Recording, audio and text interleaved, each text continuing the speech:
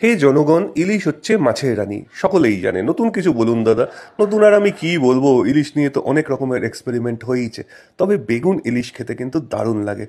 খুব সহজ পদ্ধতিতে ইলিশ বেগুন বানান। প্রথমেই নধর নধর ডিম ভরা ইলিশ মাছের পিসগুলোকে নুন হলুদ মাখিয়ে তার মধ্যে সর্ষের তেল দিয়ে, সর্ষের তেল লোহার কড়াইয়ে গরম করে একটা একটা করে মাছ ভেজে নিও। একটু একটু করে সাতলিয়ে ভেজে নিলেই হবে, খুব বেশি ভাজার দরকার নেই।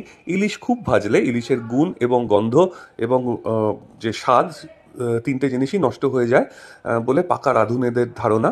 আর অল্প সাতলে এদিক ওদিক করে ইলিশগুলোকে তুলে নিও। আসলে এই ইলিশগুলোর মধ্যে কিন্তু ভরা রয়েছে ডিম, তাই জন্য ডিমটা যাতে হয়ে যায় সেই অবধি ভাজার দরকার। এর মধ্যে কাঁচা লঙ্কা চিড়ে সেই তেলের মধ্যেই ফোড়ন দিও, পাঁচফোড়নও দিও তার মধ্যে। বেগুনের সাথে পাঁচফোড়ন ভীষণ ভালো যায়, আর চেরা কাঁচা লঙ্কাও দিয়ে দিও। এরপর এই বেগুনগুলোকে চিড়ে নুন হলুদ মাখিয়ে সেগুলোকে কিন্তু ওই তেলটার মধ্যেই ভেজে নিও। হালকা হাতে ভাজতে হবে, খুব বেশি ভাজা হবে না, যাতে নাকি নরম হয়ে যায়। এর মধ্যে কয়েকটা ছোটোখাটো স্পাইসেস দেওয়া হচ্ছে। অল্প সামান্য সিকি চামচের মতন হলুদ দিও, আর লাগবে 1 চামচের মতন ধনের গুঁড়ো। ধনের গুঁড়ো মাছ রান্নার মূল উপাদান। আর তার সঙ্গে 1 চামচের মতন লাল লঙ্কার গুঁড়ো। ঝাল যেরকম খাও। দেখবে এই মশলাটা কিন্তু যেন তেলে হালকা ভাজা ভাজা হয়, খুব বেশি নয়। বেগুন কিন্তু জল ছাড়তে, অলমোস্ট তেলে দেওয়ার সাথে সাথেই জল ছাড়তে শুরু করে দেয়। তাই জন্য হালকা মাখা মাখা হয়ে এলে এর মধ্যে একটা অমোঘ জিনিস আমার মাতৃদেবী দিয়ে থাকেন, সেটা হলো আটা।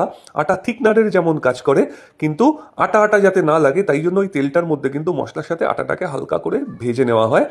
আর এই আটা দেওয়ার নিয়মটা কিন্তু অনেক জায়গায়, মানে আমিষ নিরামিষের মতন বইয়েও এর উল্লেখ রয়েছে। তখনকার দিনের গৃহিণীরা কিন্তু এই আটা ভাজা রাখতেন তাদের কৌটোর মধ্যে হেসেলের নিত্যকর্ম করবার জন্য। আচ্ছা, এরপর জল ঢেলে দিও। জল ঢেলে দিয়ে এই মশলাটাকে কিন্তু থকথকে, মানে ঝোলটা যেন থকথকে হয়ে যায় সেই চেষ্টা করো। এই বেগুনের যে এই ঝোল, এটাই কিন্তু একটা কমপ্লিট ডিশ। তার মধ্যে হালকা করে নুন চিনি দিয়ে দিও, যেহেতু আমরা বেগুন ইলিশ বানাচ্ছি তাই জন্য ইলিশ মাছ অপরিহার্য। ইলিশগুলোকে একটা একটা করে ছেড়ে দিও।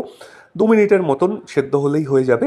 তার ওপর কিন্তু ঢাকা চাপা দিয়ে 5 মিনিটের মতন রেখো। শোনো, একটা লেবুর অর্ধেকটাও চেপে দিও এর মধ্যে, আর মাছগুলোর পিসগুলোকে উল্টে পাল্টে নিও যাতে দুদিকটাই সুপক্ক হয়। এইবার একটা গুঁড়ো বিদ্যার কথা শোনাই। ঢাকা চাপা দেওয়াকালীন কিন্তু কেমিস্ট্রি দেবী অ্যাক্টিভ হয়ে উঠে বেগুনের টুকরোগুলো রন্ধ্রে রন্ধ্রে ইলিশ মাছের সুস্বাদু স্বাদ, যে ঝোল যে আছে সেটা প্রবিষ্ট করে বেগুনগুলোকে মহার্ঘ করে তুলবে। এই হলো বেগুন ইলিশের রহস্য।